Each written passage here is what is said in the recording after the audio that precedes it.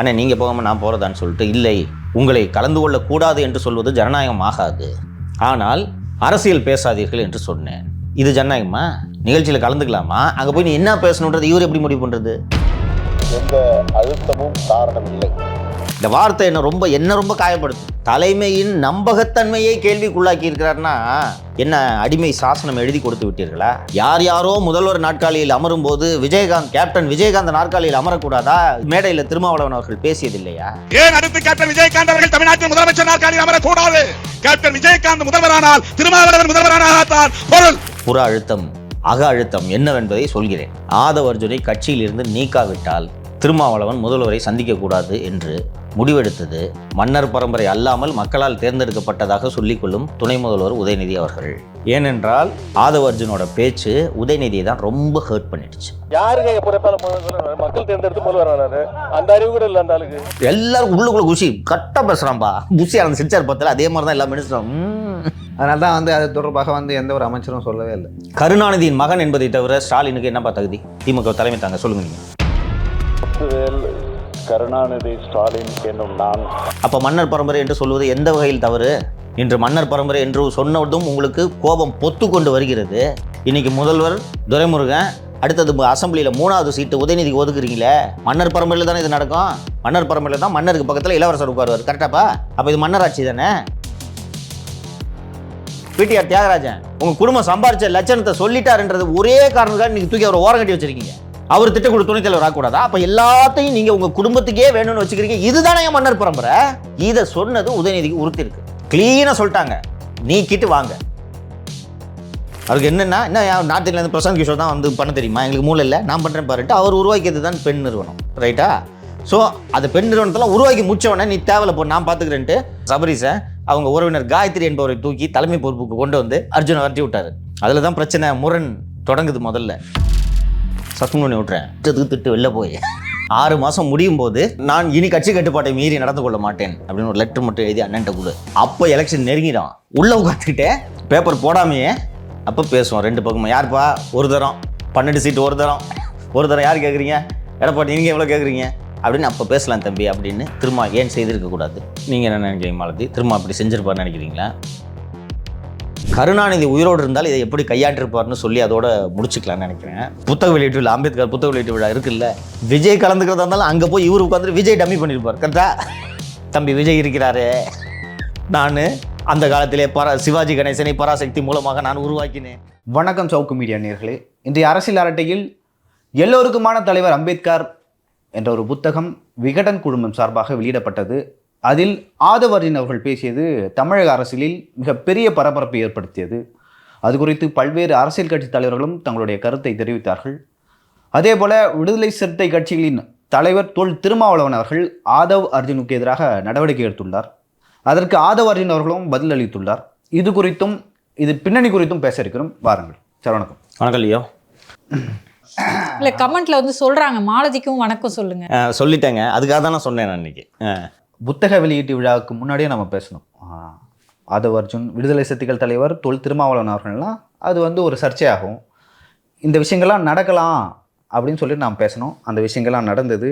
விஜய் திமுக எதிராக பேசினார், ஆதவ் அர்ஜுனரும் திமுகவுக்கு எதிராக பேசினார். ஆதவ் அர்ஜுன் கட்சியை விட்டு நீக்கப்படுவார் அப்படின்னு சொல்லிட்டு நீங்களும் உங்கள் எக்ஸ்தலத்தில் பதிவிட்டீங்க. அந்த மாதிரியே நடந்தது. 6 மாதங்களுக்கு ஆதவ் அர்ஜுன் அவர்கள் நீக்கப்பட்டுள்ளார். ஆதவ் அர்ஜுனும் அவர்களும் 1000 கைகள் மறுத்தாலும் ஆதவன் மறைவதில்லை அப்படின்னு சொல்லிட்டு ட்விட்டரில் போட்டிருந்தார். அவர் விளக்கத்தையும் கொடுத்தாரு. சரி, என்னதான் நடந்தது? அதுக்கு முன்னாடி இன்னொரு விஷயம் நான் சொல்லிடுறேன் சார். என்னன்னா, மதுரையில் விடுதலை சிறுத்தைகள் கட்சி கொடி ஏற்றும் விழாவில் திருமாவளவன் அவர்கள் பங்கேற்க அனுமதி மறுப்பு அப்படிலாம் செய்து கொடிக்கம்பத்துக்கு அனுமதி மறுப்பு கொடுக்கம்பத்து இல்லை, திரும்ப தான் போய் ஏற்றி வைப்பதா அதுக்கு அனுமதி மறுப்பு அப்படின்னு சொல்லிட்டு சொன்னாங்க. அதே போல அதுக்கு மறுதினம் திருமாவளவன் அவர்கள் முதல்வர் அவர்களை போய் சந்திச்சார். அதாவது இந்த மழை நிவாரண நிதிக்காக 4 எம்எல்ஏ கூட்டி கொண்டு போய் சந்திச்சார். இது ஒரு சமாதான நிகழ்வு, சமாதான படலம் அப்படின்லாம் பேசப்பட்டது. என்ன நடந்தது அந்த மேடையில் பேசினார்ல ஆதவ், அதுக்கப்புறம் என்ன நடந்தது? அதுக்கு முன்னாடி என்ன நடந்தது நம்மளுக்கு தெரியும். அதுக்கப்புறம் என்ன நடந்தது? ஏன் ஆதவ் அர்ஜுன் நீக்கப்பட்டார்? அது மட்டும் சொல்லுங்கள். நான் விரிவாக சொல்கிறேன். அதுக்கு முன்னாடி உங்களோட கருத்தை நான் கேட்க விரும்புகிறேன். இப்போ நீங்களும் பாலிடிக்ஸ் அப்சர்வ் பண்ணுறீங்க. ஆதவை திரும்ப நீக்கிட்டார். ஆதவ் பேசுனதெல்லாம் நீங்கள் 2 பேருமே அப்சர்வ் பண்ணிக்கிட்டு இருக்கிறீங்க. உங்களோட கருத்துக்களை சொல்லுங்கள். நீங்கள் சொல்லுங்கள் மாலதி. ஆதவை நீக்கி 6 மாதத்துக்கு சஸ்பென்ஷன் சொல்லியிருக்காரு திருமா. சரின்ட்டு என்ன நினைக்கிறீங்க இதை பற்றி? ஃபங்க்ஷனில் வந்து ஆதவ் வராரு, அதில் வந்து சில விஷயங்களை பேசுகிறாரு. பேசுனதுக்கப்புறமா பார்த்தீங்கன்னா இந்த விடுதலை சிறுத்தைகள் கட்சியில் இருக்க சில பேர் வந்து ஆதவ் அர்ஜுனை கிட்டத்தட்ட கடிச்சு கொதறாத குறையா வந்து எல்லா இன்டர்வியூஸ்லையும் பேசிகிட்டு இருக்காங்க. தன்னிலை மறந்து கூத்தாடி அப்படின்ற வார்த்தையெல்லாம் வந்து யூஸ் பண்ணாங்க. அது ரொம்ப ஆச்சரியமாக இருந்துச்சு. ஏன்னா சகத்தோழன், அவங்க கட்சிக்காரர் அவர். இன்னொரு காரன் இந்த மாதிரி விஷயத்துக்கு திட்டினா கூட பரவாயில்ல. சகத்தோழன், உங்கள் கட்சியின் துணை பொதுச் செயலாளர். சொல்லுங்க. இப்போ இதுவே திமுகவில் நடந்திருக்கட்டுமே, திமுக காரங்க இப்படி தன்னுடைய ஆளை விட்டு கொடுத்துருப்பாங்களா? விடமாட்டாங்க. கட்சி தலைமை சும்மா விடுமா? கொன்றுவாங்க, தொலைச்சிருவாங்க. ஆதவ் அர்ஜுன் ஏதோ பேசக்கூடாத பேசிட்டாரு அப்படின்னு நீங்கள் நம்புறீங்க. இது வந்து கூட்டணிக்குள்ளே சிக்கல் வரலாம் அப்படின்னு நீங்கள் நம்புனீங்கன்னா, நீங்கள் தனியாக ஒரு கான்ஃபரன்ஸ் வச்சு யாரெல்லாம் மெயினான ஆட்களோ அவங்களோட சேர்ந்து பேசி அது முடிவெடுத்து வெளியே வந்து விஷயம் வரலாம். ஆனால் அங்கேயே லைவாக பார்த்துட்டு இந்த அளவுக்கு கடிச்சு கொதற வேண்டிய அவசியம் என்னன்னு எனக்கு புரியல. ஆதவ் அர்ஜுன் விஜயின் ஏஜென்ட்டாக செயல்படுகிறார்னு லைவ் ஷோவில் எம்எல்ஏ திரு ஆலூர் ஷானவாஸ் அவர்கள் பேசினார். புதிய தலைமை லைவ் போயிட்டு இருக்கு, நிகழ்ச்சி ஒட்டி அப்படியே கேட்குறாங்க, விஜய்க்கு வேலை பார்க்குறாருங்க அவர் அப்படின்னு பேசினார். விஜய் அப்போ தான் கூத்தாடின்னு சொன்னார்னு நினைக்கிறேன். அதை தொடர்ந்து அவர் திருமாவளவன் அவர்கள் வந்து தேமுதிக தலைவர் விஜயகாந்தை பாராட்டி, மக்கள் நல கூட்டணி அப்போ பாராட்டி பேசுனதெல்லாம் வந்திருக்கு. ஸோ இந்த அரசியல் எடுத்துக்கிட்டால் அரசியலையும் சினிமாவையும் நம்ம பிரிக்கவே முடியாது. அதில் இருக்கவங்க தான் இதில் அவ்வளோ பேர் இருக்காங்க. கலைஞராக இருக்கட்டும், ஸ்டாலின் கூட ஒரு படம் நடிச்சிருக்காரு, உதயநிதி நடிச்சிருக்காரு. அப்படி இருக்கும்போது விஜயை மட்டும் கூத்தாடி அப்படின்னு சொல்ல வேண்டிய தேவை என்ன இருந்துச்சுன்னு புரியலை. ஸோ ஓகே, இதெல்லாம் ஒரு பக்கம் இருக்கட்டும். அவங்களுக்குள்ளேயே ஒரு கன்ஃபியூஷன் இருந்தது. நீக்க போகிறோமா, நீக்க மாட்டோம், ஏன் நீக்க போகிறோம், நீக்குவோம் அப்படின்ற ஒரு கன்ஃபியூஷன் இருந்தது. இதுக்கு நடுவில் வந்து எங்களுக்கு கூட்டணி கட்சிகள் வந்து எந்த ஒரு ப்ரெஷரையும் கொடுக்கல அப்படின்னு சொன்னவங்க ஆதவ் நீக்கப்பட்டார் அப்படின்னு சொல்லிட்டு ஒரு விஷயம் வெளியே வருது. என்னை பொறுத்த வரைக்கும் அதுதான், இப்போது ஒரு கட்சியிலேருந்து பல பேர் பேசுகிறாங்கன்னா அது வந்து அவங்க கருத்துங்க, ஏன் கருத்து இல்லைங்க அப்படின்னு சொல்லிட்டு கடந்து போகிறதெல்லாம் நம்ம பார்த்துருக்கோம். எல்லா கட்சியிலையும் அவங்களோட கருத்து வாய்ஸ் ஆஃப் காமனராக தான் வந்து அதில் போய் மீட்டிங்கில் பேசியிருக்காரு, நான் தானே அனுப்பிச்சி விட்டேன் அப்படின்லாம் சொல்லியிருக்காரு. ஸோ அப்படி இருக்கும்போது இந்த இடைநீக்கம் தேவையில்லைன்னு எனக்கு தோணுது. லியோ, நீங்கள் சொல்லுங்கள், திருமாவின் இந்த நடவடிக்கை எப்படி பார்க்கிறீர்கள்? திருமா அவர்களிடம் இது குறித்து ஏற்கனவே கருத்து கேட்கப்பட்டது. நீங்கள் புத்தக வெளியீட்டு விழாவில் கலந்து கொள்வீர்களா மாட்டீர்களா அப்படின்னு கேட்கப்பட்டது. அதற்கு வந்து நான் கலந்து கொள்வேன். ஏன்னா இந்த விழா வந்து விகடன் எப்படி இருந்தாலும் ப்ரீ பிளானடாக பண்ணுவாங்க. ஒரு வருடத்துக்கு முன்பாகவே வந்து அது ஏற்பாடு செய்யப்பட்டதுன்னு அவரே தான் சொன்னார். அதனால் கலந்துப்பேன். ஏப்ரல் 14 அம்பேத்கரின் பிறந்த நாள் அன்று இந்த நூல் வெளியீட்டு விழா நடைபெறுவதாக இருந்தது. முதல்வர் பெற்றுக்கொள்ள இந்து என்றாம் திருமாவளவன் ஆகியோர் அந்த நிகழ்வில் கலந்து கொள்வதாக இருந்தது. புத்தகம் அப்போது தயாராகவில்லை, அதனால் தள்ளி போனது. ஸோ அந்த விழாவை தள்ளி போச்சு. கெஸ்ட்டும் மாறிட்டாங்க. விஜய் வரதா இருந்தார். அதுக்கு பிறகு தான் வந்து இந்த மாதிரி ஒரு டாக் வெளில வருது. விஜய் அவர்கள் வந்து அந்த நிகழ்ச்சியில் வந்து கலந்துக்க போகிறாரு, விஜயும் திருமா அவர்களும் வந்து சந்திக்க போகிறாங்க. இதெல்லாம் மாநாடுக்கு முன்னாடியே வந்து அந்த டாக் வந்துருச்சு. மாநாட்டில் விஜய் அவர்கள் வந்து திமுக வந்து மிக பயங்கரமாக விமர்சனம் செய்தார். அப்போவே தெரிஞ்சிருச்சு விஜயோட ஸ்டாண்ட் என்ன, திமுகவுக்கு விஜயோட ஸ்டாண்ட் என்ன அப்படின்னு சொல்லிட்டு விஜய் சொல்லிட்டார். இதெல்லாம் டீட்டெயிலாக பேசலாம். லியோவோட கருத்து என்ன, திருமாவின் நடவடிக்கை சரியா தவறா? ஒரு எச்சரித்து இருக்கிறோம் மாதவ அர்ஜுனை, இனிமேல் அப்படி பேசக்கூடாதுன்னு. இல்லைன்னா அது வந்து ஒரு சொந்த கருத்து அப்படின்னு சொல்லிட்டு ஈஸியாக முடிச்சிருக்கலாம். ஏன்னா கட்சிக்காக ஆதரவு நிறையா செலவு பண்ணியிருக்காரு. ஓகேங்களா? திருப்பி கேட்டல சார், ஆதவ அர்ஜுன் திருப்பி கேட்கக்கூடிய ஆளுங்கள்னு வச்சிங்களேன்.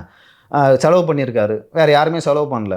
கட்சி வந்து அடுத்த கட்டத்தை வந்து திருமாவளவனும் ஆதவ அர்ஜுன் வந்து கொண்டு போவார்னு நான் நினச்சேன். அவர் ஜாயின் பண்ணும்போது அவர் முகமாக இருந்தார்.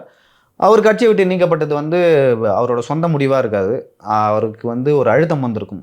எந்த அழுத்தம்னா, விஜய் அவர்கள் பேசினார்ல மேடையில், ஏதோ ஒரு அழுத்தத்து அதுதான் வந்து திருமாவளவன் அவர்கள் பங்கேற்கவில்லை அப்படின்னு சொல்லிட்டு சொன்னார். அதுக்கு திருமாவளவன் என்ன சொன்னார்னா, அந்த அளவுக்கு நான் பலவீனமாக இல்லை அப்படின்னு சொல்லிட்டு சொல்கிறார்.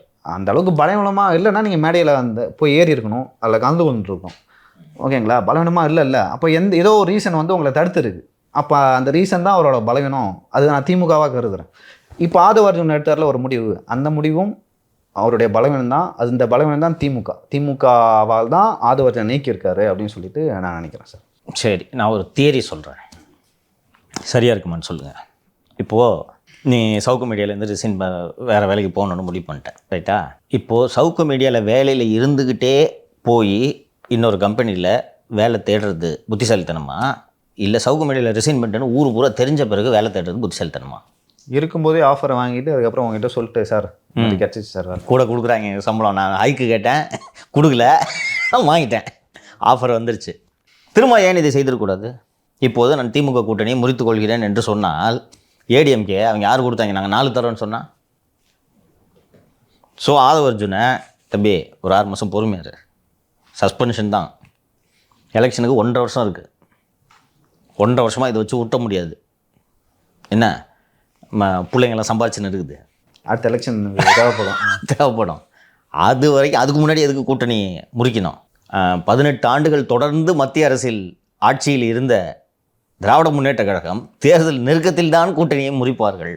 99 வாஜ்பாய் அரசாங்கத்தில் சேர்ந்த திமுகவுக்கு 2004 ஜனவரியில் தான் பிஜேபி மதவாத கட்சியாக தெரிந்தது. கரெக்டா?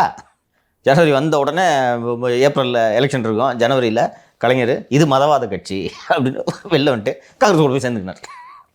ஓகேங்களா? அதே போல் 99 அதற்கு முன்பு காங்கிரஸ் மற்றும் இதர கட்சிகளோட வேற ஒரு கூட்டணியில் இருந்தார் ஒரு ஐக்கிய குஜரால், அந்த கூட்டணியில் ஐக்கிய குஜரால் ஆர் தேவகவுடா சம்திங், அதில் இருந்தபோது ஜெயலலிதா ஒற்றை ஓட்டில் வாஜ்பாய் அரசை 13 மாத வாஜ்பாய் அரசை கவிழ்த்த போது ஓடோடி சென்று வாஜ்பாய்க்கு ஆதரவு அளித்து விட்டு 5 வருஷம் அமைச்சரவையில் பங்கேற்றார்கள். இது போல் திருமாவளவன் இப்போ நீ சொன்ன மாதிரி அவசரப்பட்டு இப்போ பேப்பர் போட வேணாம், பிள்ளைங்கள்லாம் சம்பாரிச்சுன்னு இருக்குது, அதனால் 6 மாதம் சஸ்பெண்ட் பண்ணுறேன், நம்ம இதே தான் பேசுறத பேசு. இன்னொன்று, இப்போது நீ கட்சியில் விடுதலை சிறுத்தைகள் இருந்தால் தான் உனக்கு கட்சி கட்டுப்பாடு அதெல்லாம் இருக்குது, சஸ்பெண்ட் பண்ணி விட்றேன், இஷ்டத்துக்கு திட்டு வெளில போய் என்ன 6 மாதம் முடியும் போது நான் இனி கட்சி கட்டுப்பாட்டை மீறி நடந்து கொள்ள மாட்டேன் அப்படின்னு ஒரு லெட்டர் மட்டும் எழுதி அண்ணன்ட்ட கொடு, மீண்டும் உன்னை துணை பொதுச் செயலாளராக ஆக்குகிறேன். அப்போ எலெக்ஷன் நெருங்கிடும், அப்போது உள்ளே உட்காந்துக்கிட்டே பேப்பர் போடாமையே அப்போ பேசுவோம் 2 பக்கமும். யாருப்பா ஒரு தரம் 12 சீட்டு ஒரு தரம் யார் கேட்குறீங்க?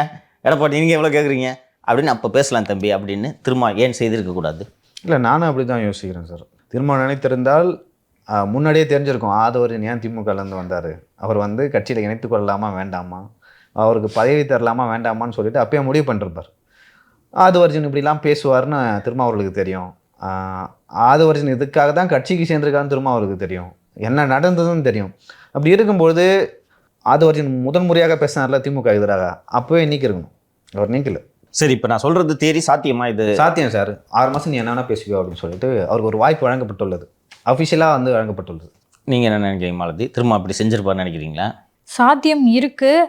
ஆனால் அந்த சக தோழர்கள் இப்படி ஆன அளவுக்கு ஆதவ மேலே விமர்சனம் வச்சுருப்பாங்களா அப்படின்னா இந்த தியரி உண்மைனா? நம்புகிற மாதிரி இருக்கணும் இல்லைம்மா. இது சாத்தியம், இப்படித்தான் செய்ய வேண்டும், அரசியலை இப்படித்தான் விளையாட வேண்டும். ஆனால் திரும்ப இதை செய்ய லாய்க்கான ஆள் கிடையாது. திருமாவோட சிக்கல் இதுதான். சார், உடனே வந்து கொடி வச்சதை தூக்கி போட்டுடுறாங்க, எக்ஸ்டெண்ட் பண்ண விட மாட்டேங்கிறாங்க. ஸோ இதை மாதிரி அவங்களுக்கும் சில சிக்கல்களை கொடுத்துக்கிட்டே இருக்காங்கல்ல சார்? கொடுத்துக்கிட்டே இருக்காங்க. இன்னும் இதெல்லாம் தாண்டி சொல்கிறேன் மாலதி, அவமானப்படுத்துகிறாங்க. எனக்கு தெரியும், பல அவமானங்களை திரும்ப மென்று விழுங்கி கொண்டிருக்கிறார் என்பது எனக்கு தெரியும். எல்லா கட்சிக்காரனும் கொடி ஏற்றுறான், அவரே சொல்லியிருக்காரு, எல்லா கட்சி கொடியும் பறக்குது, விடுதலை சிறுத்தைகள் கொடிக்கு மட்டும் பிரச்சனை பண்ணுறாங்க. அன்றைக்கி இந்த சம்பவத்துக்கு பிறகு லியோ குறிப்பிட்டது போல் கொடி வைக்கிறாங்க, 45 அடியில் என்னமோ கொடி வைக்கிறாங்க, அடியில் இருந்து அதை 45 அடியாக வைக்கிறாங்க. எல்லா கட்சி கொடியும் தான் பெருசாக பறகுது, இதுக்கு மட்டும் மாவட்ட ஆட்சியர் இத்தனை அடிக்கு மேல் கொடி வைக்க அனுமதி இல்லைன்னு அங்கே தான் பிடிங்கி போட்டாங்க. ஞாபகம் இருக்குங்களா? அங்கே பிரச்சனையாச்சு மதுரையில், வணங்கானத்தம்னு நினைக்கிறேன் ஊர். திரும்ப அவர்கள் லைட்டாக ஏதாவது கொஞ்சம் அடங்க அத்துமீறுன்னு ஏதாவது செஞ்சாருன்னா உடனே கொடிய விஷயத்தில் கை வைக்கிறாங்களே, அது என்ன சிம்பாலிக்கான மீனிங் என்ன சார்? ஈஸியாக கை வைக்கலாம் விடுதலை சிறுத்தைகள் கொடியை, எல்லா ஜாதிக்காரனும் ஒன்று சேர்ந்துக்குவோம். அப்படி பாருங்கள், காஸ்ட் ஈக்குவேஷன்ஸ் இருக்குது. தலித் நான் தலித் திமுக கொடி இது பண்ணிங்கன்னா எல்லா ஜாதிக்காரனும் அதில் இருப்பான். விடுதலை சிறுத்தைகள் கொடி தலித்துகளை அடையாளப்படுத்தும் கொடி, எல்லா ஜாதிக்காரனும் ஒன்றா சேர்ந்துடாமல் இந்த பயலுங்களுக்கெல்லாம். இதோ இப்போ ரீசெண்டாக ஒரு பிரச்சனை நடந்தப்போ வட தமிழகத்தில் ஒரு பெண்ணு போய் கடப்பாறையில் இடிக்கிற அந்த வீடியோ பார்த்தீங்கல்ல, மயிலாடுதுறை, அதை சாதியின் அடையாளமாக பார்க்குறாங்க விடுதலை சிறுத்தைகளை. இப்படி தான் இந்த கேமை விளையாடணும். ஓகேங்களா? திரும்ப ஒத்துக்க மாட்டார். ஆதவை வெளில அனுப்பி தம்பி இரு பார்த்துக்குவோம், இவங்களை ஒரு வழி பண்ணலாம், நமக்கு நம்மளை மரியாதை இல்லாமல் எவ்வளோ இது பண்ணிகிட்ருக்காங்க, ஒருத்த சீட்டை கூடன்னு கேட்டால் நான் பேசுகிறேன், சாமி இரு தம்பி, எலெக்ஷன் இருக்கட்டும் வச்சுக்கலாம் அவங்களுக்கு, அப்படி தான் விளையாடணும். ஆனால் சார், இப்போது ஆளூர் ஷானவாஸ் வந்து ஆதவ அர்ஜுனை கடிச்சு கொதராட்டி அன்னைக்கு திருமாவை எல்லா திமுக ஆதரவாளர்களும் கடிச்சு கொதறி இருப்பாங்க. அதெல்லாம் கூசாமல் செய்வாங்க. ஆனால் திரும்ப அப்படி செய்ய மாட்டார். என்னன்னா திருமா சூதுவாது இல்லாமல் அரசியல் செய்ய வேண்டும் என்று நினைக்கிறார். அரசியல் அப்படிலாம் செய்ய முடியாது. சூது இருந்தால் தான் அரசு இருந்தால் தான் அரசியல். நான் சொல்வது அரசியலில் நியாய தர்மம்லாம் பார்க்க முடியாது தம்பி. இந்த லாயல்ட்டிக்கெலாம் இடம் இல்லை. அப்படி பார்த்தவங்க யாருமே நினைச்சு வெற்றி பெற்றதில்லை, அதுதான் முக்கியம். வெற்றி சஸ்டைன் ஆக முடியாது சார். அதை வெற்றி ஒன்று தான் வேத வாக்கு. அரசியலில் ஜெயிக்கணும், வளரணும் கட்சி, அவ்வளோதான். உங்கள் பார்கெனிங் கெப்பாசிட்டி அதிகரிக்கணும். ஆனால் திருமாவளவன் அந்த அவருக்கு உள்ளுக்குள்ளே நீ சொன்னது இருக்குதுப்பா, உள்ளுக்குள்ளே அவரோட மனசாட்சி குத்துது. இன்னைக்கு அந்த அவரை நீக்கிய அறிக்கையில் திருமாவளவன் கட்சி தலைமையின் அறிவுறுத்தல்களை மீறி தொடர்ச்சியாக அவர் எதிர்மறையாக செயல்பட்டு வருவதும், அத்தகைய செயல்பாடுகள் மேலோட்டமாக நோக்கினால் கட்சியின் நலன்கள் மற்றும் அதிகார வலிமைக்கானதாக தோன்றினாலும் அவை கட்சி மற்றும் தலைமையின் மீதான நன்மதிப்பையும் நம்பகத்தன்மையும், இந்த வார்த்தையை நீ ரொம்ப முக்கியமாக கவனிக்கணும், கட்சி தலைமையின் மீதான நம்பகத்தன்மையையும் கேள்விக்குள்ளாக்கும் வகையில் பொதுவெளியில் கடுமையான விமர்சனங்களை உருவாக்கி இருக்கிறது. இதில் நம்பகத்தன்மைன்னு எதை குறிப்பிடுகிறார்? திமுக இவர் மீது வைத்திருக்கக்கூடிய நம்பகத்தன்மை. அந்த நம்பகத்தன்மை குலைந்தால்தான் என்ன? இன்னும் சொல்லப்போனால் நம்பகத்தன்மை குலைய வேண்டும். 2006 திராவிட முன்னேற்ற கழக ஆட்சியில் 96 எம்எல்ஏக்களோடு கருணாநிதி ஆட்சி நடத்தி கொண்டிருக்கும் போது எப்போ வேணாலும் ஆதரவு வாபஸ் வாங்குவோன்னு சொல்லிட்டு பாட்டாளி மக்கள் கட்சி மிரட்டிக்கிட்டே இருப்பாங்க. மார்க் போடுவார், ஜஸ்ட் பாஸ் 35, 2 நாளைக்கு ஒரு அறிக்கை விட்டு கலைஞர் நோண்டிக்கிட்டே இருப்பார். ராமதாசன் இந்த கேமில் எக்ஸ்பர்ட். அவர் ஆதரவு வாபஸ் வாங்கினாலும் அந்த போட்டு காங்கிரஸ் சப்போர்ட் இருக்குன்றது தெரியும். இருந்தாலும் இந்த நெருக்கடியை கொடுத்து கொண்டே இருப்பார். ஆனால் இவர் எளிமையாக பேசுகிறாரு. அப்படியே கிட்டத்தட்ட ஒரு பேசுவதெல்லாம் இன்றைக்கி இங்கே சமூக வலைத்தளங்களை விமர்சனங்களை பார்த்துருப்பீங்க. முரண்பாடுகளின் மொத்த உருவமாக இருக்கிறார். டெல்லியில் இருக்கும்போது தான் விமான நிலையத்தில் பேசுனார்னு நினைக்கிறேன். நான் தான் ஆதவ அர்ஜுனை இந்த நிகழ்ச்சியில் கலந்து கொள்ள சொன்னேன். அவருடைய நூல் வெளியீட்டு விழா என்பதில் அதில் நீங்கள் கலந்து கொள்ளக்கூடாது. ஆதவ என்கிட்ட கேட்டார், அண்ணே நீங்கள் போகாமல் நான் போகிறதான்னு சொல்லிட்டு, இல்லை, உங்களை கலந்து கொள்ளக்கூடாது என்று சொல்வது ஜனநாயகம் ஆகாது, ஆனால் அரசியல் பேசாதீர்கள் என்று சொன்னேன். இது ஜனநாயகமா? நிகழ்ச்சியில் கலந்துக்கலாமா? அங்கே போய் நீ என்ன பேசணுன்றது இவர் எப்படி முடிவு பண்ணுறது? இன்னொன்று, திருமாவுக்கு தெரியாதது இல்லை, அரசியல் இல்லாமல் எதுமா இருக்கு சார்? அம்பேத்கரையும் அரசியலையும் எப்படி பிரிக்க முடியும்? எளியவனுக்கு அதிகாரம், ஒடுக்கப்பட்டவனுக்கு அதிகாரம்னு ஆதவ அர்ஜுன் மேடையில் பேசுறாரு. இல்ல வேற ஒரு கட்சி கொள்கையை பேசிட்டாரா? அம்பேத்கர் அவர்களே நீங்க எங்களை கருவேப்பிலை மாதிரி யூஸ் பண்றீங்க, எங்களுக்கு அதிகாரத்தை கொடு. காந்தி கூட அவருக்கு என்னப்பா சண்டை? எங்களுக்குன்னு தொகுதியை ஒதுக்கி கொடு, நாங்கள் பார்த்துக்கிறோம். எல்லாரும் சேர்ந்து நீங்கள் எங்களுக்கு பிச்சை போடாத, எங்களுக்குன்னு தொகுதியை ஒதுக்கி கொடு, இரட்டை வாக்குரிமையை கொடு, அதுதானே உரிமை. அதான் அம்பேத்கர் பேசினாரு. இது ஆதவ அர்ஜுன் மேடையில் பேசினார். இது எப்படி கட்சிக்கு முரண்பாடாக இருக்க முடியும்? இந்த வார்த்தை என்ன ரொம்ப காயப்படுத்துது. தலைமையின் நம்பகத்தன்மையை கேள்விக்குள்ளாக்கி இருக்கிறார்னா என்ன? அடிமை சாசனம் எழுதி கொடுத்து விட்டீர்களா? பட்டயம் எழுதி கொடுத்து விட்டீர்களா? யாரோ முதல்வர் நாற்காலியில் அமரும் போது கேப்டன் விஜயகாந்த் நாற்காலியில் அமரக்கூடாதா? விஜயகாந்த் தான் அமர வேண்டும். ஏனென்றால் திரு விஜயகாந்த் அவர்கள் தான் அதிகாரத்தை பகிர்ந்தளிக்கிறேன் என்று சொன்னார். மேடையில் திருமாவளவன் அவர்கள் பேசியதில்லையா? ஏன் அடுத்து கேப்டன் விஜயகாந்த் அவர்கள் தமிழ்நாட்டில் முதலமைச்சர் நாற்காலியில் அமரக்கூடாது? சிலர் கேட்கிறார்கள், மக்கள் நல கூட்டணியில் திருமாவளவனை ஏன் முதல்வர் வேட்பாளராக அறிவிக்கவில்லை என்கிறார்கள். நான் சொல்கிறேன், கேப்டன் விஜயகாந்த் முதல்வரானால் திருமாவளவன் முதல்வராகத்தான் பொருள். இன்னொன்னு, இவர்கள் கட்சியின் அடிப்படை கொள்கை, நீண்டகால கொள்கை, லட்சியம் அதிகார பகிர்வு அல்லவா? அந்த அதிகார பகிர்வை இன்று பெரும் நிலையில் திருமாவளவன் இருக்கிறார். முன்னெப்போதையும் விட, நம்ம பலமுறை பேசியிருக்கோம், முன்னெப்போதையும் விட திமுக பலவீனமாக இருக்கிறது. இன்னைக்கு விடுதலை சிறுத்தைகளின் தயவு திராவிட முன்னேற்ற கழகத்துக்கு தேவை. பாட்டாளி மக்கள் கட்சியோடு அவர்கள் இப்போதைக்கு இணைய முடியாது, இது யதார்த்தம். அப்போது வட தமிழகத்தில் விடுதலை சிறுத்தைகளின் துணையின்றி திராவிட முன்னேற்ற கழகம் வெற்றி பெறுவதை நினைத்து கூட பார்க்க முடியாது. 2021 வெறும் 3.5% ஆட்சிக்கு வந்த கட்சி தான் திராவிட முன்னேற்ற கழகம். அன்னைக்கு விஜய் இதை சொல்றாரு சார். அதாவது மக்களுக்கு நன்மை செய்யாம கூட்டணியை மட்டுமே நம்பி 200 பெறுவோம் அப்படின்னு இருமாப்போட சொல்லாதீங்க, அப்படி சொல்றாரு. அந்த இருமாப்பு, எங்களால் உங்களுக்கு அந்த இருமாப்பு வருகிறது. இது திரும்ப புரியணுமா இல்லையா? எங்களால் உங்களுக்கு இந்த இருமாப்பு வருகிறது. அந்த இருமாப்பு நாங்கள் இல்லைன்னா இருக்கக்கூடாது, உங்களுக்கு இருக்க முடியாது. அப்போ எங்களுக்கு இன்னும் சிம்பிளாக சுற்றி வளைச்சு பேசாமல் சிம்பிளாக சொல்ல போனால் ஆதவ அர்ஜுன் சொல்கிறது, எங்களுக்கு உரிய மரியாதை கொடுங்கன்றார். அந்த மேடையில் சொன்னார்ல, 1,40,00,000 பேர் இருக்கும், உரிய மரியாதை கொடுங்க. இதை விட கம்மி மக்கள் தொகை இருக்கக்கூடிய ஜாதிகளாக நீங்கள் அதிக ரெப்ரசன்டேஷன் தர்றீங்க. ஒடுக்கப்பட்டவன்றதுனால மட்டும் நீங்கள் எங்களுக்கு கிள்ளுக்கிற மாதிரி எங்களை ட்ரீட் பண்ணுறீங்க. ஆனால் திமுகவையும் இதை மாதிரி விசிகாவையும் பிரிக்க நினைக்கிறது, இது திருமாவளவன் அவர்களுக்கு ஒரு ஸ்ட்ரெஸ்ஸை கொடுத்து இவங்களை பிரிக்க நினைக்கிறதே சதி பண்ணுறாங்க அப்படின்னு. சனாதன சக்திகளின் சதின்றாருமா, வெறும் சதின்னு சொல்லலுமா?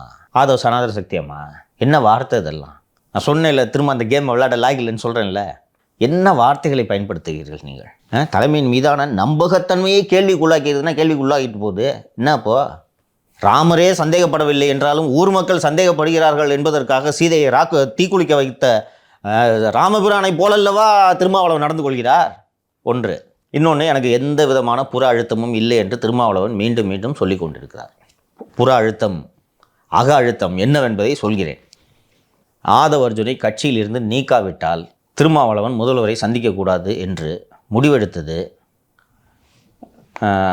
மன்னர் பரம்பரை அல்லாமல் மக்களால் தேர்ந்தெடுக்கப்பட்டதாக சொல்லிக்கொள்ளும் துணை முதல்வர் உதயநிதி அவர்கள். ஏனென்றால் ஆதவ அர்ஜுனோட பேச்சு உதயநிதியை தான் ரொம்ப ஹர்ட் பண்ணிடுச்சு, ஸ்டாலினையும் ஹர்ட் பண்ணிடுச்சு.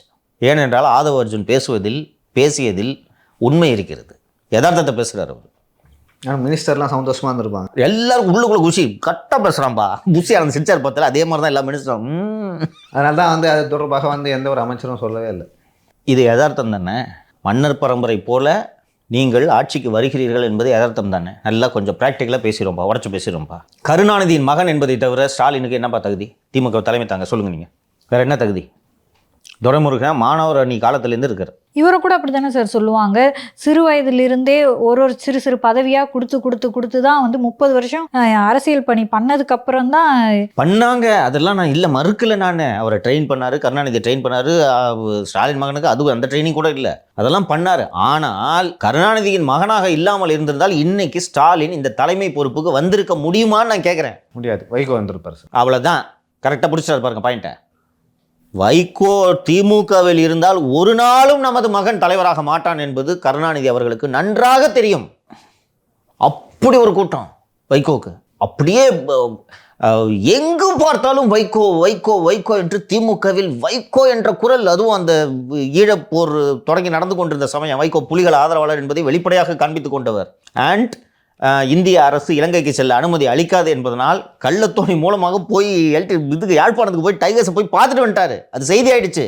இந்தியன் கவர்மெண்ட் அப்ஜெக்ட் பண்ணிச்சு. எப்படிங்க நீங்கள் போகலாம்? ஒரு எம்பியாக இருந்தார்னு நினைக்கிறேன். இப்போ எம்பியாக இருந்தார். எப்படி போகலாம்? ஒரு எம்பி பாராளுமன்ற உறுப்பினர் எப்படி போய் சட்டவிரோதமாக விசா இல்லாமல் கள்ளத்தோணியில் எப்படி போகலான்னா? ஆனால் அவருடைய அந்த செயல் இளைஞர்கள் மத்தியில் அவ்வளவு பாப்புலாரிட்டி. கர்ஜிப்பார் வைகோ. அப்படியே அதில் 10% பேசுவாரப்பா அவரு. சொல்லுங்க. கிரேக்க வரலாறு பேசுவார், உலக வரலாறு எல்லாமே பேசுவார். அது மாதிரி பேச ஆள் இல்லை இப்போதைக்கு. ஆள் இல்லை சார் தமிழ்நாட்டில், இன்னைக்கு வரைக்கும் ஆள் இல்லை. கல்ல இருந்துட்டாரு பாவம். துண்டை இப்படி பிடிச்சிக்கிட்டு பேசுவாரு பாருங்க, இவ்வளவு ஆக்ரோஷமாக இருக்கும். விடிய கொட்டு மழையில் ஸ்ரீரங்கனி அரங்கத்தில் ஒரு மாநாடு நடந்தது சார். அது வந்து நிறைய பேர் இன்னுமே சொல்லுவாங்க, மதிமுகலையும் சரி தமிழக அரசு வரலாற்றிலையும் அந்த மாதிரி ஒரு மாநாடு நடந்ததே இல்லை அப்படின்னு சொல்லுவாங்க. இன்னொன்று மாலதி, இப்போலாம் தான் 10 மணிக்கெல்லாம் கூட்டத்தை முடிச்சிடுறாங்க. பேச ஆரம்பிக்கிறதே காலையில் 4 மணிக்கு. கூட்டம்னு போட்டுட்டு மாலைன்னு கூட்டம் போட்டுட்டு பேரணிக்கு ஊர்வலம் எல்லாம் முடிஞ்சு வைகோ மைக்கை பிடிக்கும் போது காலைல 4 மணி.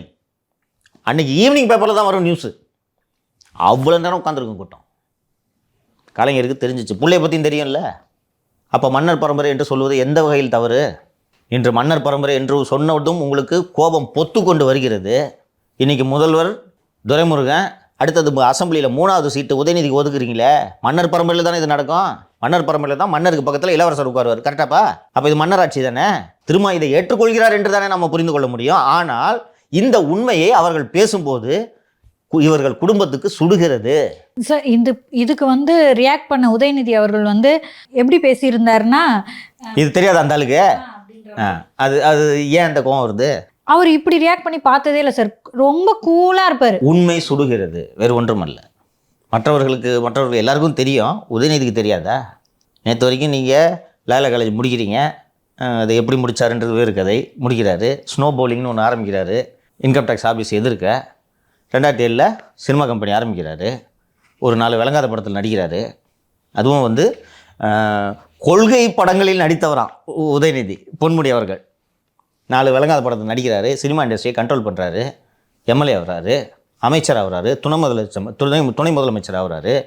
இது முகலாய சாம்ராஜ்யத்தில் நடைபெறுவது போல் இல்லையா உங்களுக்கு?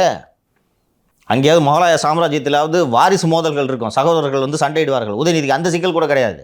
இதை அவர் சுட்டி காட்டினது இவங்களுக்கு சுருக்குன்னு குத்துது. ஸோ திருமாகிட்ட அவங்க வச்ச கண்டிஷன் பிஹைண்ட் தி ஸ்க்ரீன் நடந்தது இதுதான். திரும்ப ஒத்துக்க மாட்டாரு, எனக்கு எந்த அழுத்தமும் இல்லை, எந்த அழுத்தமும் இல்லை. அது மட்டும் இல்ல, விஜய் தான் வந்து திருமாக்கு அழுத்தம் கொடுக்குறாரு, இங்க வந்திருக்கணும், அம்பேத்கர் புக் ஃபங்க்ஷனுக்கு வந்திருக்கணும் அப்படின்னு சொல்லிட்டு திருமாக்கு விஜய் தான் அழுத்தம் கொடுக்குறாருன்னு சொல்றாங்க. திருமாவே போயிருக்கணும், அம்பேத்கர் புத்தகத்துக்கு திரும்ப போய் பேசாமல் யார் பேசுறது? அண்ட் ரொம்ப டீட்டெயிலாக நம்ம அதை பற்றி பேசியிருக்கோம், அதனால் நான் ரிப்பீட் பண்ண விரும்பல. ஸோ இந்த கடுமையான அழுத்தம் இருந்தது. எனக்கு அழுத்தம் இல்லைன்னு சொல்லிட்டு வெறும் 10 லட்ச ரூபா செக்கு கொடுக்கறது தான் போனோம் நாங்கள் அப்படின்ட்டு திரும்ப அவர்கள் சொல்கிறார். அரசியலில் ஆப்டிக்ஸ்ன்றது ரொம்ப முக்கியம். ஆதவை நீக்கிட்டு சிஎம்ஐ போய் பார்த்தா என்ன பேசுவாங்க? இது அரசியல் கற்ற இந்த திருமாவுக்கு தெரியாதா?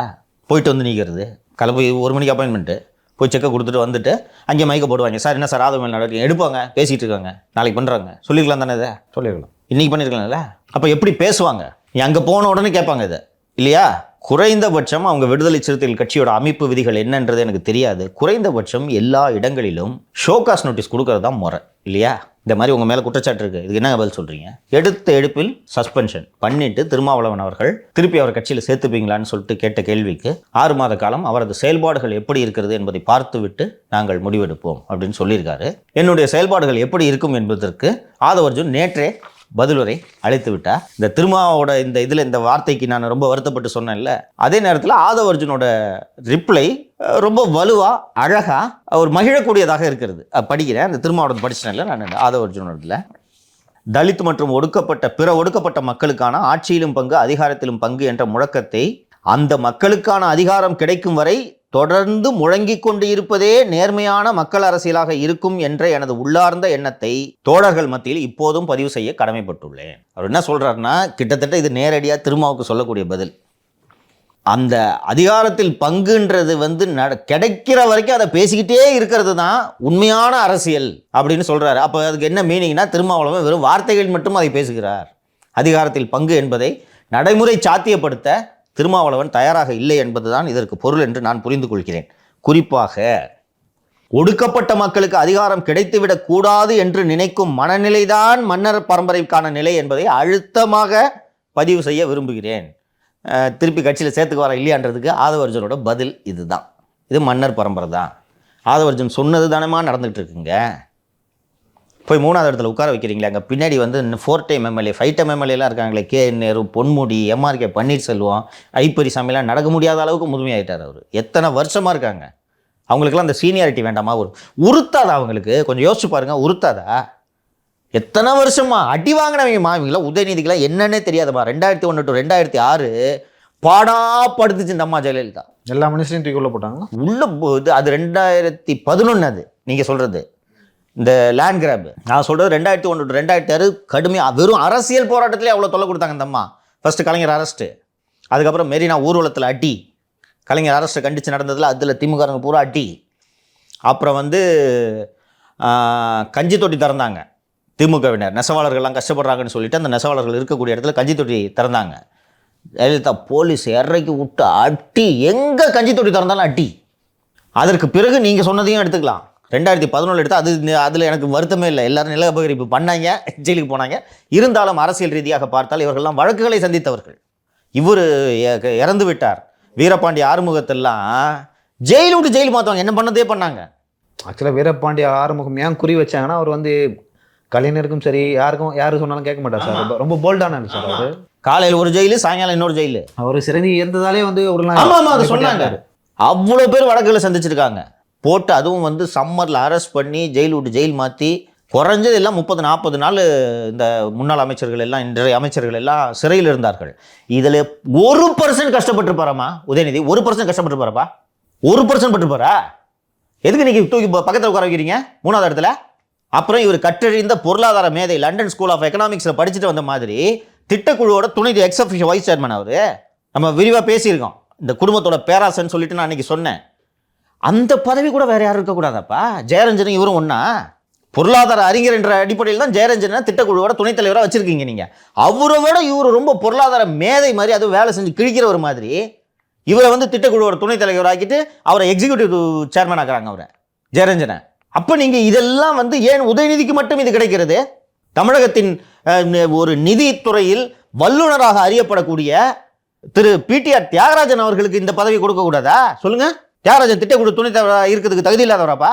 இன்னும் சொல்ல போனா இன்னைக்கு இருக்கக்கூடிய அமைச்சரவையிலேயே முழு தகுதி பெற்றவர் அவர்தான். இன்னொன்னு, அவர் வந்து நிதித்துறையில இருந்தப்பவே கல்வித்துறையில் அவ்வளவு சீர்திருத்தங்களை கொண்டாரு, பலருக்கு வெளியில தெரியாது, அவரு சொல்லாதன்னு சொல்லியிருந்தாரு என்கிட்ட. இந்த இன்னைக்கு கல்வித்துறை செயல்படுத்தி கொண்டிருக்கக்கூடிய பல்வேறு திட்டங்கள், அதாவது என்னன்னா, இன்னைக்கு மாணவர்களுக்கு இப்படிப்பட்ட எஜுகேஷனை கொடுத்தோம்னா ஒரு 10 ஆண்டுகள் கழித்து தமிழ்நாடு ஒரு ஹைலி எஜுகேட்டட் சொசைட்டியா இருக்கும்னு சொல்லிட்டு அதான் அந்த இல்லம் தேடி கல்வியில கொண்டு வந்தாங்க, ஞாபகம் இருக்கா? அப்படி விஷனரியா திங்க் பண்ணவர் பிடிஆர் தியாகராஜன். உங்க குடும்பம் சம்பாரிச்ச லட்சணத்தை சொல்லிட்டாருன்றது ஒரே காரணத்துக்காக நீங்க தூக்கி அவர் ஓரம் கட்டி வச்சிருக்கீங்க. அவர் திட்டக்குழு துணைத் தலைவர் ஆகக்கூடாதா? அப்ப எல்லாத்தையும் நீங்க உங்க குடும்பத்துக்கே வேணும்னு வச்சுக்கிறீங்க. இதுதானே மன்னர் பரம்பரை. இதை சொன்னது உதயநிதிக்கு உறுத்தி இருக்கு. கிளீனா சொல்லிட்டாங்க, நீக்கிட்டு வாங்க. குறைந்தபட்சம் தனது ஆளுமை உள்ள தலைவராக திரும்ப இருந்திருந்தாலே, ஏங்க நீக்கணும்னு சொன்னீங்களா, நீக்கிறோம் 2 நாள் கழிச்சு நீக்கிறோம், இன்னைக்கெல்லாம் நீக்கிட்டு வந்து பார்க்க முடியாது, என்ன ஆகிடும் சொல்லு? திரும்ப அந்த கேமுக்கு சரிப்பட்டு வரமாட்டான்னு சொன்னேன் இல்லை, குறைஞ்சது இதை பண்ணியிருக்கணும். பண்ணி இது கேமாகவே இருந்தாலும் இதை பாருங்கள், எங்கள் கட்சி புரியுதுங்களா, பார்க்கறதுக்கு வர்றோம், 10 லட்சம் செக்கு கொடுக்க தானே வர்றோம். வெள்ளிக்கிழமை உயர்நிலை செயல்திட்ட குழு கூடி முடிவெடுக்கும், நீக்கிறோம், எங்கள் டேர்ம்ஸில் நீக்குவோம், நீங்கள் சொல்கிற டயத்துக்கு நீக்க முடியாது, குறைஞ்சது இதை பண்ணியிருக்கலாம்ல, நீக்கிட்டு சிஎம் வந்து பாருங்கன்னு நீக்கிட்டு போய் பார்க்குறீங்க. அப்போ உங்களை எப்படி சார் கார்டர் லீடராக மதிப்பான்? மீசையை முறுக்கிட்டு நீங்கள் ஆக்ரோஷமாக பேசுறது தானே விடுதலை தொண்டர்கள் விரும்புவார்கள்.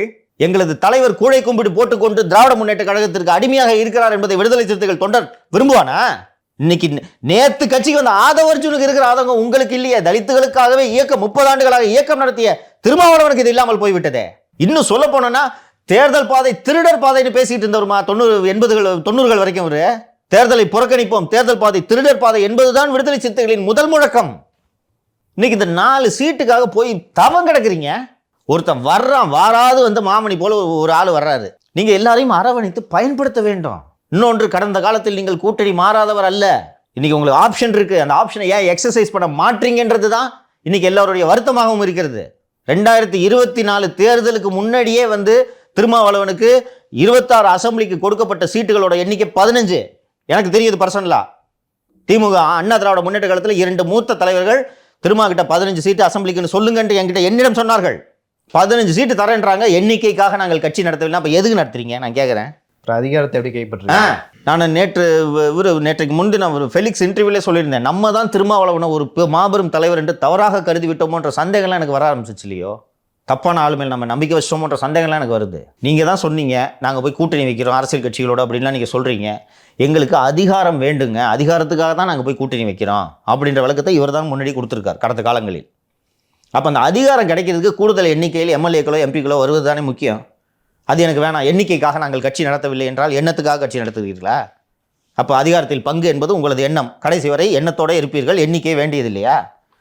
அடுத்ததாக ஒரு ஆதவர்ஜுன் அந்த மன்னர் பரம்பரைக்கான மனநிலை என்பதை அழுத்தமாக பதிவு செய்ய விரும்புகிறேன்னு சொல்லிட்டு, இந்த மக்களுக்கான அதிகாரத்தை தட்டி பறிக்கும் அந்த மனநிலையை, எது மன்னர் பரம்பரை மனநிலையை எதிர்காலத்தில் தேர்தல் பிரச்சாரம் மூலம் உடைத்தெறிந்து, நீங்கள் 2 பேரும் கேட்டீங்க ஏடிஎம்கேக்கு போக போகிறாரா தாவேக்கு போக போகிறா, இங்கே அதுக்கான பதில் இருக்கிறது என்று நான் புரிந்து கொள்கிறேன். இந்த அதிகாரத்தை தட்டி பிரிக்கும் அந்த மனநிலையை எதிர்காலத்தில் தேர்தல் பிரச்சாரத்தின் மூலம் உடைத்தெறிந்து ஜனநாயக வழியில் அதை பெரும் போராட்டத்தில், எதை அதிகாரத்தில் பங்கு என்பதை பெரும் போராட்டத்தில் பங்கெடுக்கும் பணியில் தீவிரமாக ஈடுபடுவேன். கருத்தியல் வழியாக தோன்றும் தலைவர்களே மக்களுக்கான ஆட்சியாளர்களாக இருக்க வேண்டுமே, விளங்க முடியுமே தவிர பிறப்பால் அல்ல என்ற கொள்கையில் உறுதியாக பயணிக்கிறேன். மக்களே ஜனநாயகத்தின் நீதிபதிகள்.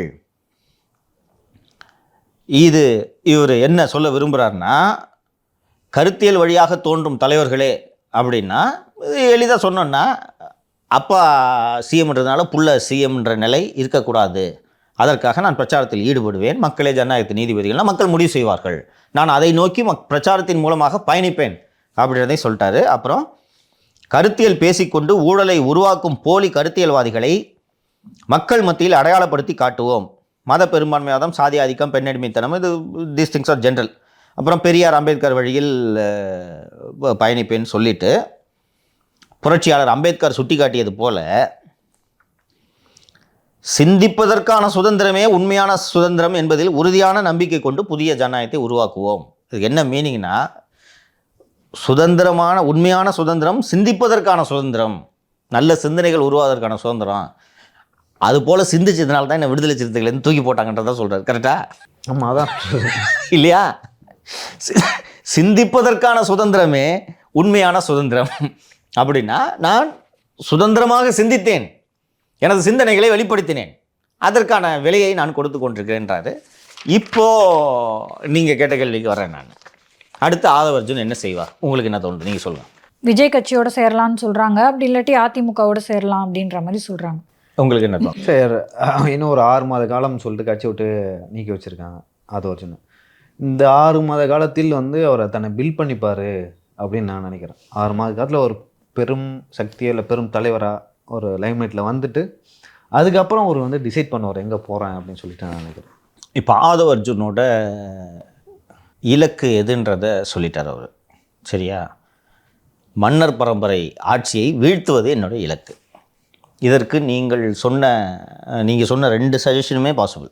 இது இரண்டுக்கும் நடுவே நீங்கள் குறிப்பிட்ட 2 கட்சிகளுக்கும் பாலமாக இருப்பதும் ஒரு சாத்தியம். ஃபஸ்ட்டு ஆதவ அர்ஜுன் பொலிட்டீஷியன்றதை விட ஸ்ட்ராட்டஜிஸ்டாக, first he's a strategist, political strategist. இன்னும் அவரே தான் அந்த விகடன் நிகழ்ச்சியில் போட்ட ஏவியில் பிரசாந்த் கிஷோரை தமிழகத்துக்கு அழைத்து வந்தவர். திமுகவோட அரசியல் உத்திகளை, அந்த 21 அரசியல் உத்திகளை வகுத்ததில் முக்கிய பங்கு வகித்தவர்னு சொன்னார். ஆக்சுவலி ஆதவ அர்ஜுனோட ஸ்ட்ரென்த்து அதுதான்.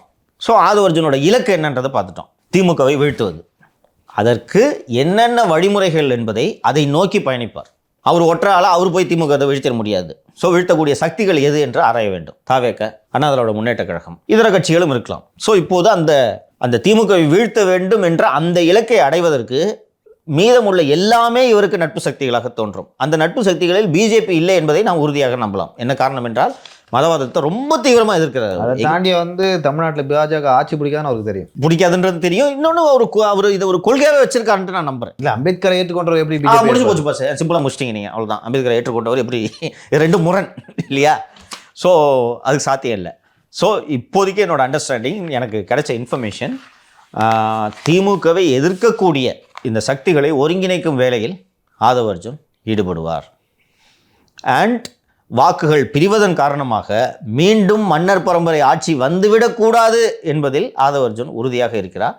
அதற்கான பணியில் அது திரைக்கு முன்னாலோ திரைக்கு பின்னாலோ ஈடுபடுவார் என்றுதான் தகவல் எனக்கு வந்திருக்கிறது. அப்படி தான் பயணிப்பார். ஸோ இப்போது திருமாவளவன் அவர்கள் சொன்னார்ல 6 மாத காலம் அவரோட செயல்பாடுகள் எப்படி இருக்குன்றதை பார்ப்பேன். பார்த்துட்டு அதுக்கப்புறம் திருப்பி என்னோடய செயல்பாடு இப்படி தான் அப்படின்றது சொல்லிட்டார். நீங்கள் 6 மாதம்லாம் வெயிட் பண்ண வேணாம், இந்த சாயங்காலமே சொல்லிடுறேன், இதான் என் செயல்பாடு, இல்லை நான் உறுதியாக இருக்கேன் அப்படின்றத சொல்லிட்டாரு. அண்டு இன்னும் சொல்லப்போனால் இன்னொரு கோணத்துலேருந்து இதை பாருங்களேன். ஒரு நல்ல லீடரு மோடிக்கு இதை சொல்லலாம். ராமர் கோவிலை திறந்து வைக்கிறாரு. அந்த ராமர் கோவிலுக்கென்றே இருக்கக்கூடிய சாமியார்களுக்கு கூட அந்த ராமர் கோவில் திறப்பு விழாவில் கிட்ட சேர்க்கல மோடி. கவனிச்சிங்களா? மோடி மட்டும்தான் கேமரா ஃபோக்கஸ் பண்ணிட்டு இருந்துச்சு. ஒரு லீடர் அப்படி தான் இருக்கணும். தனது கட்சியின் பொதுச் செயலாளராக இருந்தாலும் தனது கட்சியில் இருந்து கொண்டே ஆதவ அர்ஜுன் இத்தனை விஸ்வரூபமாக வளர்வதை திரும்ப அனுமதித்திருக்கக்கூடாது. லியோ திருப்பி சொன்னா அப்படி அந்த மேடையில் ஏறி திரும்ப ஸ்கோர் பண்ணிட்டு போயிருக்கணும். இன்னைக்கு நம்ம இங்கே உட்காந்து திருமாவளவனை பற்றி பேசிட்டு இருந்திருக்கணும். ஸோ சேலஞ்ச் பண்ணார் பார்த்தியா? ஆதவ அர்ஜுன் வளருவது வந்து விடுதலை சிறுத்தைக்கு கட்சியிலே நிறைய பேருக்கு பிடிக்கல. அது ஒன்று. திரும்ப மனதார விரும்புவார். நான் திருமாவோட மனசு தெரிஞ்சதுனால சொல்கிறேன். திருமாவும் விரும்புவார். ஆனால் ஒருத்தருக்கு கூட பிடிக்கல. நீங்கள் சொன்னீங்கல்ல, கூட இருக்கவங்கலாம் கடிச்சு குதறிட்டு இருக்காங்க, ஒருத்தருக்கு கூட பிடிக்கல. நான் நேற்று வந்துட்டு அண்ணன் இப்போ துணை பொதுச் செயலர் கொடுத்துட்டாரு. அவனுக்கு பணம் வேறு வச்சுருக்கிறான். நம்ம ஒவ்வொரு ஸ்டேஷனாக போய் உட்காந்து பேசி இல்லை, துணை பொதுச் செயலர் கொடுத்தது பெரிய விஷயம் இல்லை. அவர்கிட்ட பொருளாதார ரீதியாக வந்து அவர் ஸ்ட்ராங்காக இருக்காரு. அதுதான் பயம். அதுதான் அங்கே இருக்காங்க, ஒரு 7-8 பேர் இருக்காங்க.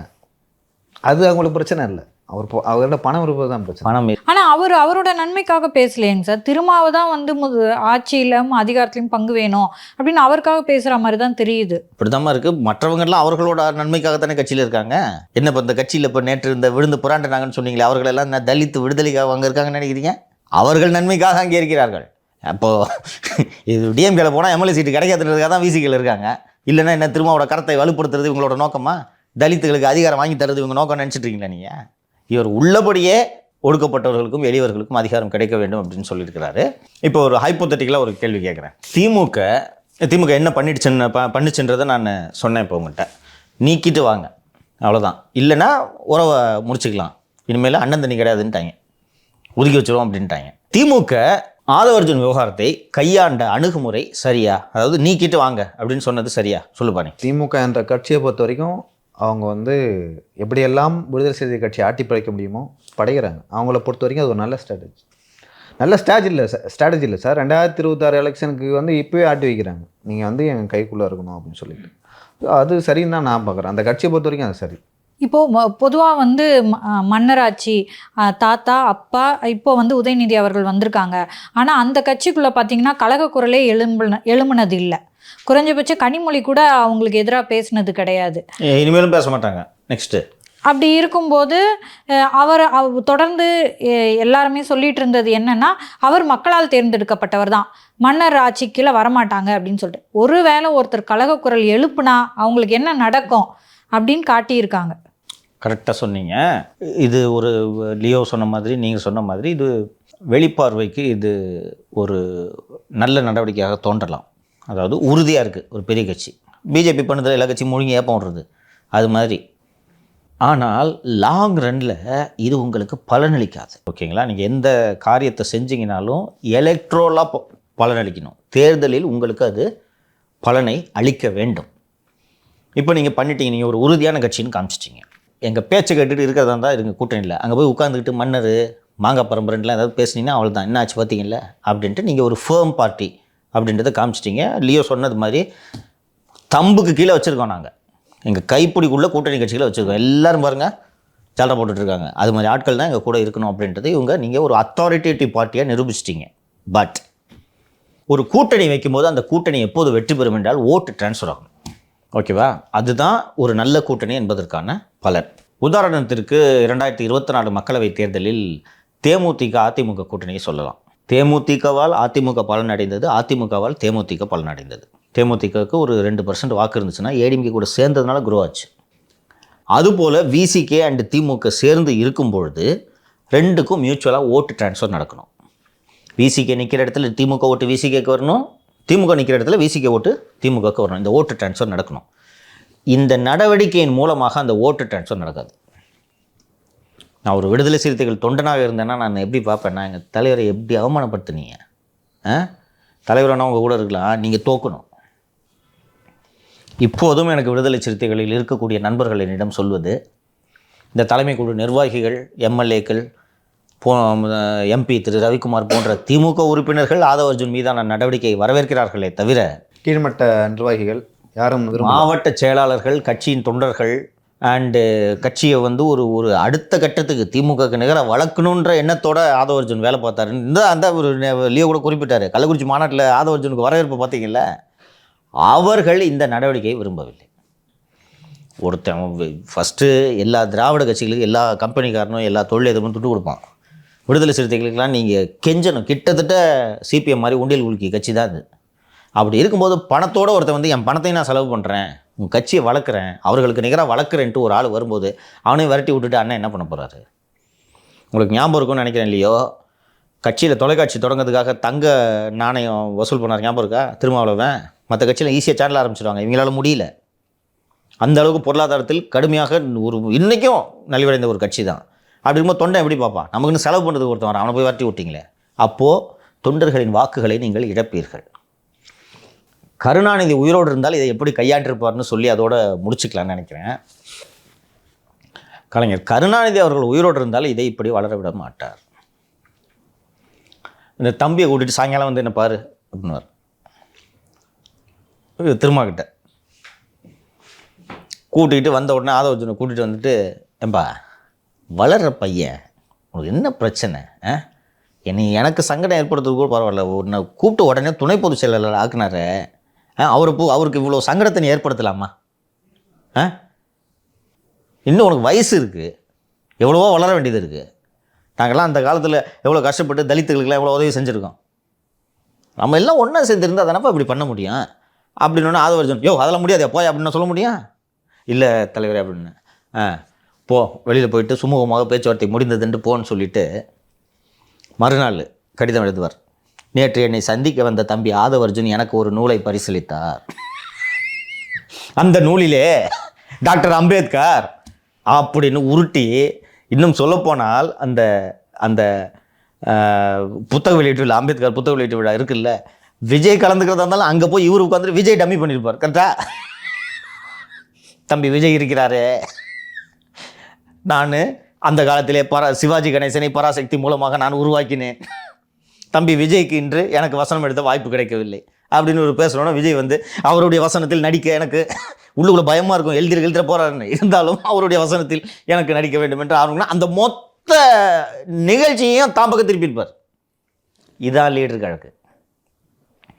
Keep your friends close, keep your enemies க்ளோசர்னு ஒரு ஆங்கிலத்தில் ஒரு சொலவடை உண்டு. ஆதவ அர்ஜுன்லாம் டேஞ்சரான ஆள், சரகு உள்ள ஆள், துட்டு உள்ள ஆள். உதயநிதிக்கு இது தெரியவில்லை. எல்லா வகையிலையும் டேஞ்சர் ஆதவ அர்ஜுன். நீங்கள் சாதாரண சிவாஜி கிருஷ்ணமூர்த்தி இல்லைம்மா, சிவாஜி கிருஷ்ணமூர்த்தியை தூக்கி வெளில போட்டிங்கன்னா 100 சிவாஜி கிருஷ்ணமூர்த்திகள் கிடைப்பார்கள்.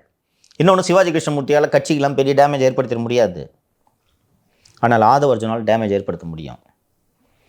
ஒரே ஒரு புத்தக வெளியீட்டு விழா நிகழ்ச்சி மூலமாக மொத்த தமிழகத்தையும் தன்னை பற்றி பேச வைத்தாரா? 2 ஹீரோ அன்னைக்கு இருந்த மாதிரி ஒரு இமேஜ். விஜய் ஏற்கனவே ஹீரோமா, ஆதவ அர்ஜுன் அன்னைக்கு ஹீரோ உருவானார். அன்னைக்கு பயன்படுத்தி கூட ஆதவ அர்ஜுன் தான் பயன்படுத்தி கொண்டார் அந்த மேடையை. இதோட நம்மளே 3-4 நிகழ்ச்சி அதோட தாக்கம் எக்ஸ்ட்ரா ஆகுது பார்த்துங்க. எக்ஸ்ட்ரா ஆகுது. இதை கருணாநிதி விரும்ப மாட்டார். ஆதவ் இன்னைக்கு பேச பொருளா இருக்காரு. ஆமா, நெகட்டிவாவோ பாசிட்டிவாவோ ஒரு அரசியல்வாதி தானே வேணும். கருணாநிதி என்னை பற்றி தான் பேசணும்னு, புரியுதா? ராமர் எந்த இன்ஜினியரிங் கல்லூரியில் படித்தார்னு இந்தியா பூரா 2 மாதம் பேசிக்கிட்டு இருந்தாங்க. அதுதான் ஒரே ஒரு சம்பவத்தை மட்டும் குறிப்பிடுறேன். இந்த திருமதி குஷ்பு அவர்களை பற்றி குமுதம் பத்திரிகையில் தவறாக ஒரு மாதிரி எழுதிட்டாங்க, கலைஞரை பற்றி எழுதிட்டாங்க. எழுதின உடனே இவர் மாசு தான் இப்போ மாவட்ட செயலாளர். மாசுவா ஜே அன்பழகனான்னு சரியாக தெரில, மாசுன்னு தான் நினைக்கிறேன். குமுதம் ஆஃபீஸ் எங்கே இருக்குது தெரியுங்களா? அபிராம் தேட்டர் பக்கத்தில். ஓகே, அபிராம் தேட்டர் பக்கத்தில் இருக்குது. அது மவுண்ட் ரோடு இருக்குது. குமுதம் ஆஃபீஸ் அபிராம் தேட்டர் பக்கத்தில். தினமும் ஆர்ப்பாட்டம். மாசு தலைவரை இம்ப்ரெஸ் பண்ணுன்றதுக்காக தினமும் ஆர்ப்பாட்டம்னா அங்கே அந்த குமுதம் ஆஃபீஸ்லேருந்து தள்ளி ஒரு 200 மீட்டர் தள்ளி கெல்லிஸ் பிரிட்ஜுக்கிட்ட ஆர்ப்பாட்டம். ஒரு 50 பேர் நின்றுட்டு குமுதம் ஒழிக கிழிக வரதராஜன் ஒழிக அப்படின்னு கணப்பணம் கத்திட்டு இருப்பாங்க.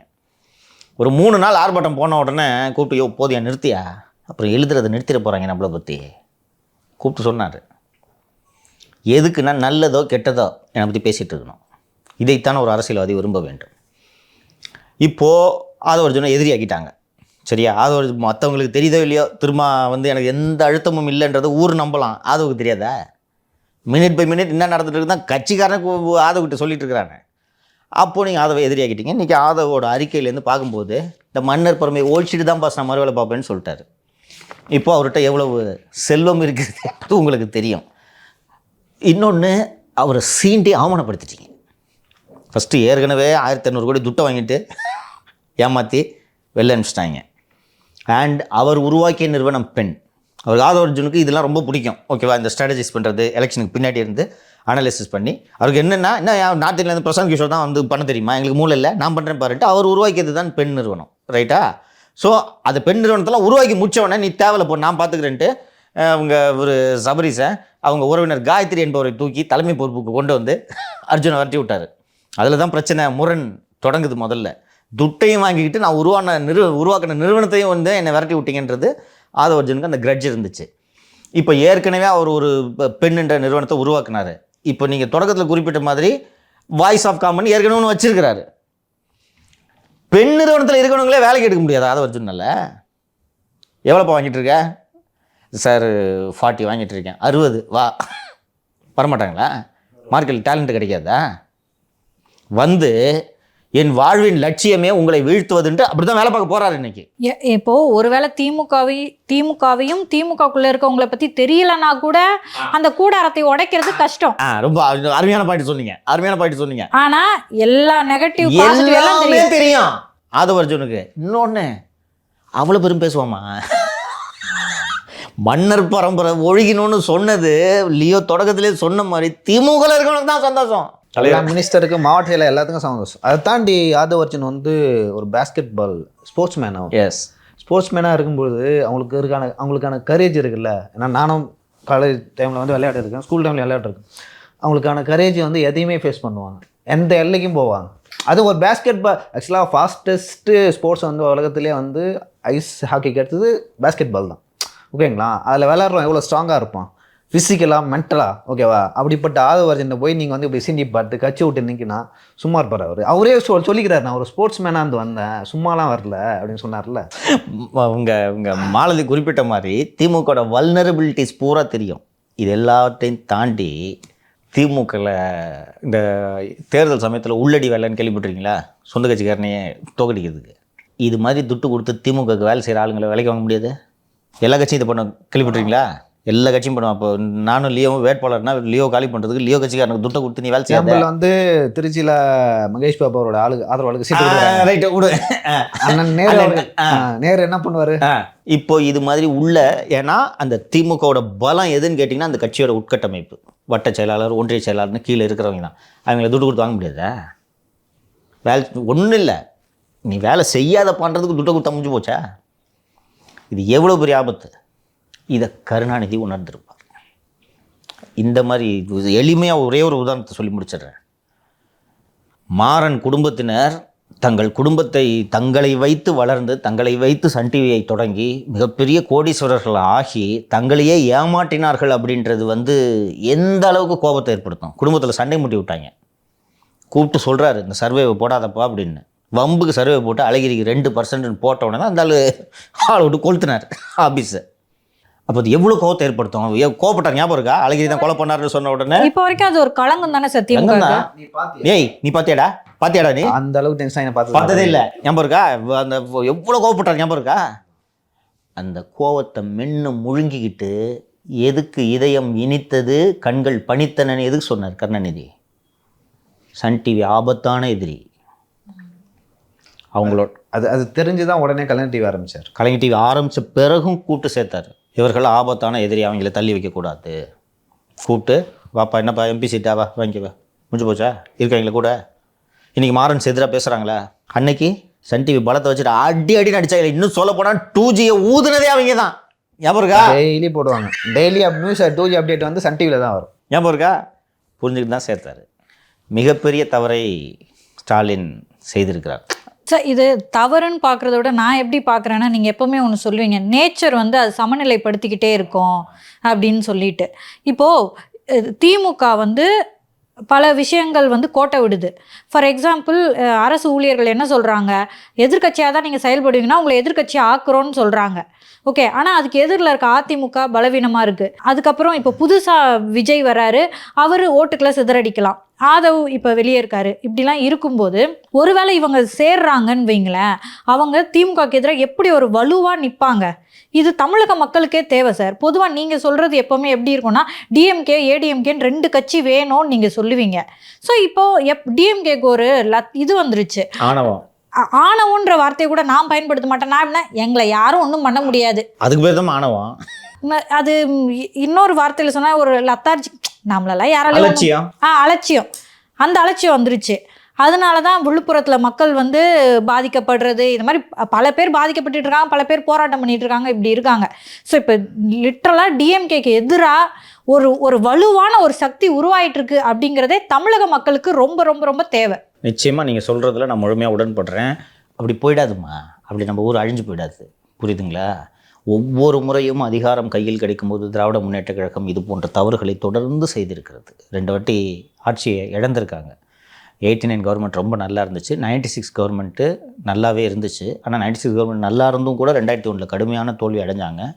2006 அவங்க ஆட்சி நடத்தின லட்சணம் தான் 2011 3வது இடத்துக்கு எதிர்க்கட்சி அந்தஸ்தை கூட கொடுக்காம விரட்டி அடித்தார்கள் மக்கள். 27 28 எம்எல்ஏ மட்டும்தான் வாங்கினாங்க. 24 28 சரியில்லை வாங்கினாங்க.